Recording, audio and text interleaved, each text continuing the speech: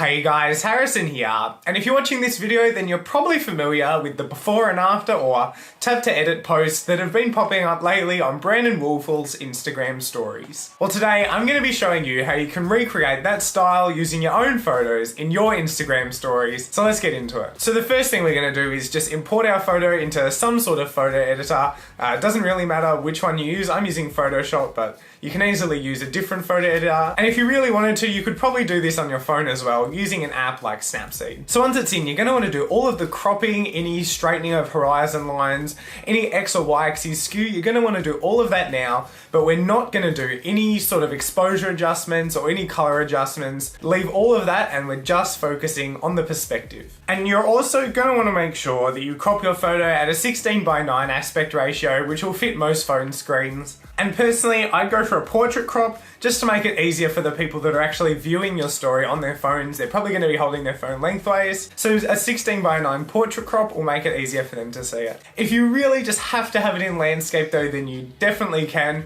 The way it works though, because of how Instagram stories work, you've got to crop your photo at a 16:9 landscape ratio, but then you've got to rotate it 90 degrees so that it sits lengthways, just because of the weird way that Instagram stories work. You can't rotate it when you're actually posting it to the story. So unless you want to crop it in or have it really zoomed out, you've got to do that rotation.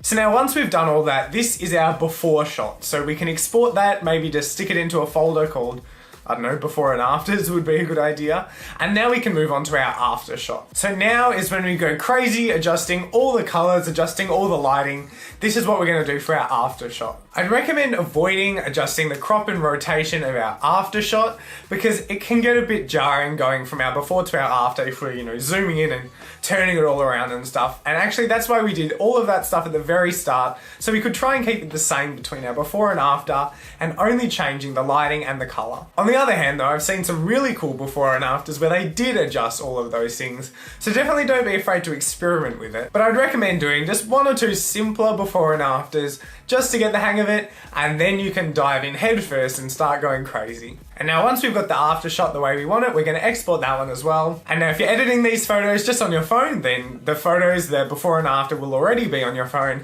and you're good to go. If you're on your computer though, then you'll need to find a way to transfer these before and after shots onto your phone. Personally, I just use Google Drive to sync the photos between my phone and my computer. Now once they're on your phone, just open up Instagram and go to add something to your story, and in the bottom left we're going to press on that little gallery icon, and then we're going to pick out our before shot. You can maybe even add a little before sticker or a tap to edit message, and then once it's all good, we're going to add that onto our Instagram story. And now just do the same for the after shot, add that one to your story as well, and there you go, your very own before and after sequence for your Instagram story. That's really all I've got for you today though. Thanks for watching, I hope you enjoyed, and if you did, don't forget to leave a like and subscribe down below. And I'd also love it if you could check out my Instagram page as well. I post there pretty frequently, and I'd love it if you guys checked it out. I'd also love it if you could leave a comment down below on what sort of videos you want to see in the future. Apart from that though, thanks for watching, and I'll catch you in the next video.